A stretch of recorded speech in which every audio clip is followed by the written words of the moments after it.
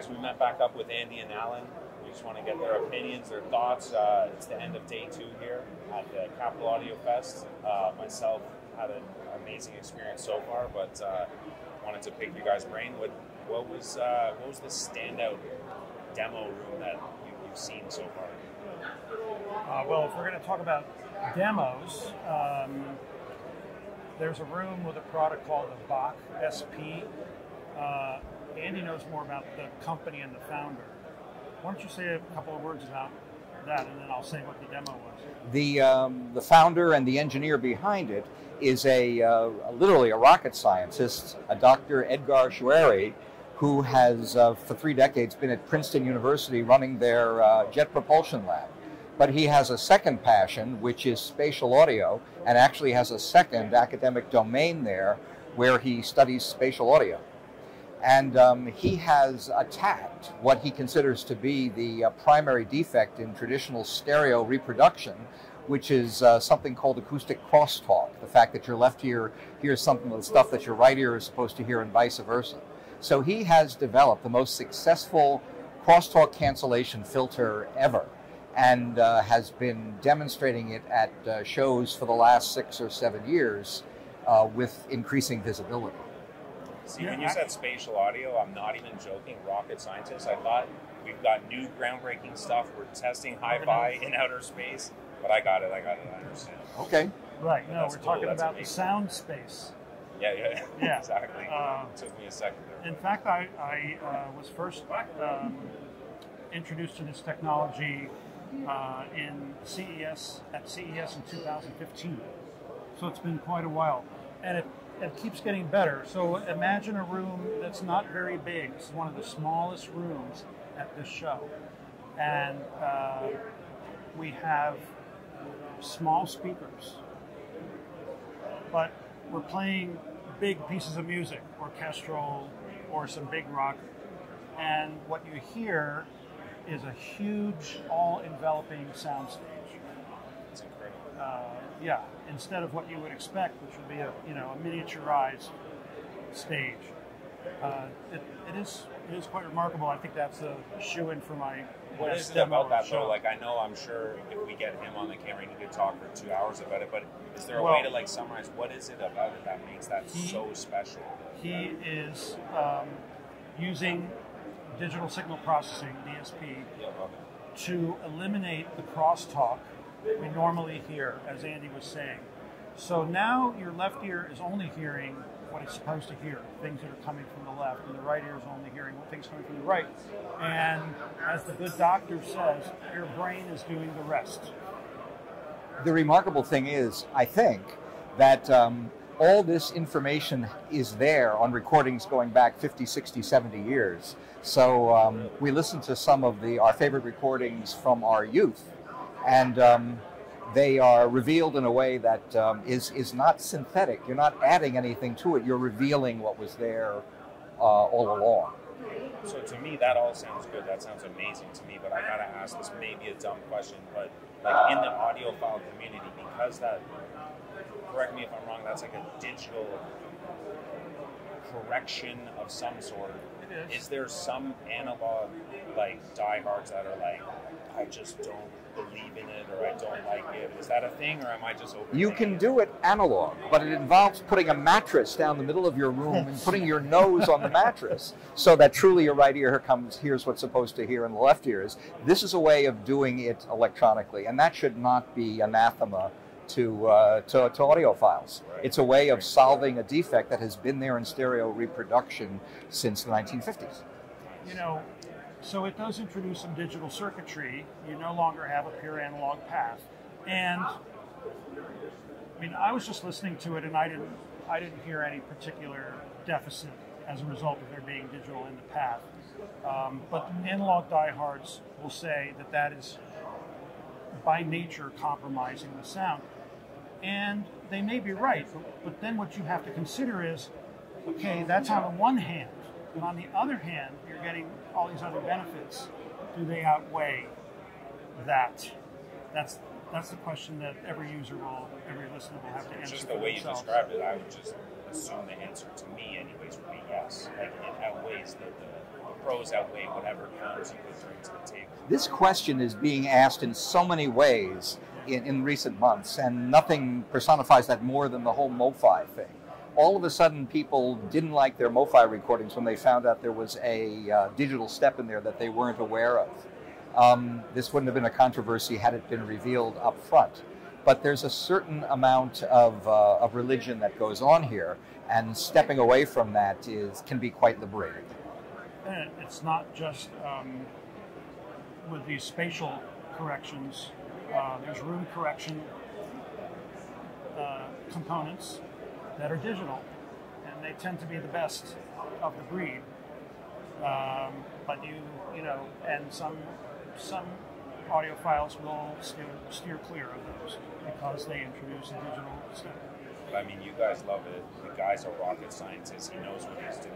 Yeah, right. So Definitely. I mean, Anyway, that was one of the more interesting things. very cool. Was there any like?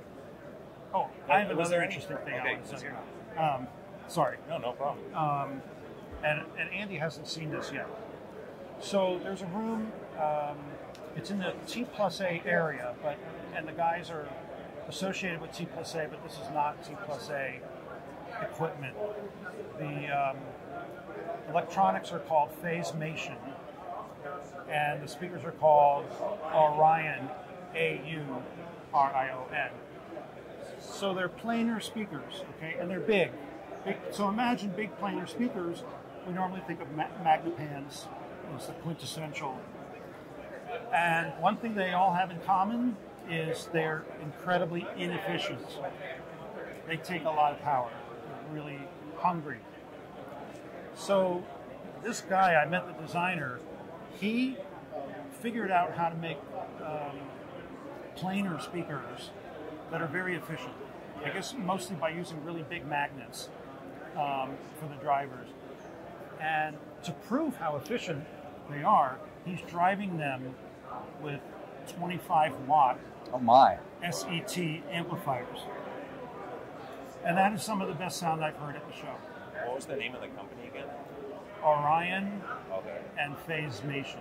Gotcha. Is that the room where there was like a British flag on the outside? I don't think so, no. I mean, but there's other planar speakers up here that are these British made, and he's the biggest dealer of Maggies in North America. So I found it interesting that he's also got a similar. Yeah, he just likes planers. speaker. I Yeah, guess. exactly, exactly. Well, and that's understandable. You know, they're fast. The transients are amazing. It's hard to get low frequencies, but this guy's got 16 low frequency drivers in each side, so they get down there, no problem. That was good. What did you see that's interesting, Andy? Well, I've always felt that there's an element of these shows which is non-democratic, which is if you can be one of the people that can afford the large rooms, you can place a system in there that has plenty of room to breathe. So most of the time you hear the less endowed manufacturers complain about this little hotel room that they're being crammed into. Well, there's one particular manufacturer whose product is designed to be placed up against a wall, in fact, placed up against the long wall of a room. And this manufacturer of speakers, Larsen, which is a Danish brand, thrives under these circumstances. And the last thing I saw before I came your way was a demonstration of these Larsen speakers, and it was exhilarating. Didn't matter what we listened to. There was a sense of being in a much larger room without any room reflections bothering the experience. So they're not wall mounts; they're just meant to be placed up against a wall. Interesting. And what differentiates them that they want to be placed against the wall? If you saw them, the configuration of these drivers that are aimed at an angle towards the corners of the room on top of the speaker, you'd say to yourself, "That's very strange," but that's the method of their madness. That's why they work. And you're asking, like, why would you want to do that? I mean, you know, we have a community of audiophiles, many of whom are at a stage in their lives where they're downsizing. Yeah. So they no longer have these huge listening rooms where the speaker can be, you know, the perfect 1/3 of the way out in the room. They can't afford the space. That room's... Oh no, it makes perfect sense. I mean, right. I'm cramped for space at my place, so trust yeah, me, I get it. Yeah. So I wrote a series of articles for the magazine called Building a Compact Reference System. And one of the frustrations I had was speakers. You can make any speaker work well up against a wall if you design it that way. It has to be designed that way, otherwise it won't work. The Larsens are one of the very few brands on the market where they're actually designed to work that way. And especially when we look at demographics, everybody wants to try to pull young people into the sport. Most young people don't have the space, or even the older people who are downsizing. There's two ends of this market. I think it makes sense. There's probably a huge market for space-saving equipment, definitely. Yeah, frankly, I'm really surprised that more manufacturers aren't doing it. But it's the audiophile tendency to be purists, and the purist says no. To get depth, you have to be away from the wall. That is not true. As long as, like you said, if it's designed to be that way, then it's like, then we're on to something. Exactly. And if you have a palatial environment, you can make all manner of speakers work. Right. But maybe that's the theme of this afternoon between Edgar Schueri and the Larsen people, which is that these are products that won't disappoint people in real-life environments. Speaking of disappointment, was there anything that like stuck out that was like disappointing in any way? Or I mean, from what I've seen, everything seems to shine. In my opinion, I mean, for a show environment, it shines. Only the elevators. Yeah, that has been a bit of a headache. The elevators, the food in the commissary here, or whatever it's called, is disappointing.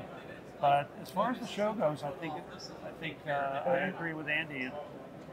The vast majority of exhibits are very successful. And that's what we came for. Which is typical for this show, actually. Capital Audio Fest. The rooms are pretty good. There's some bleed through, but in general, people seem to be able to get good sound here. And each year they learn more about their rooms. Most manufacturers want the same room year after year. They learn how to work with that room, so each year the sound gets better. That's cool.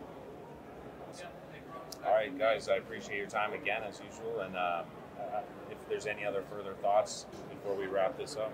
Till the next time.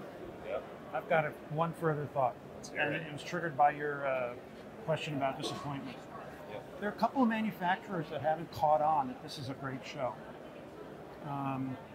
So one of my disappointments is there are a few brands that aren't here that I wish were here. Yeah. Because everything I've heard, the show is definitely growing year over year. So it's great to have the support, of course, of the brands behind it. We need the people coming in. We need the brands. We need the press to like blast it out there how good it is. And I agree. It'd be great. The more the merrier, especially the heavy hitters. Right. Now I'm done. All right. Thanks again, guys. Thank you.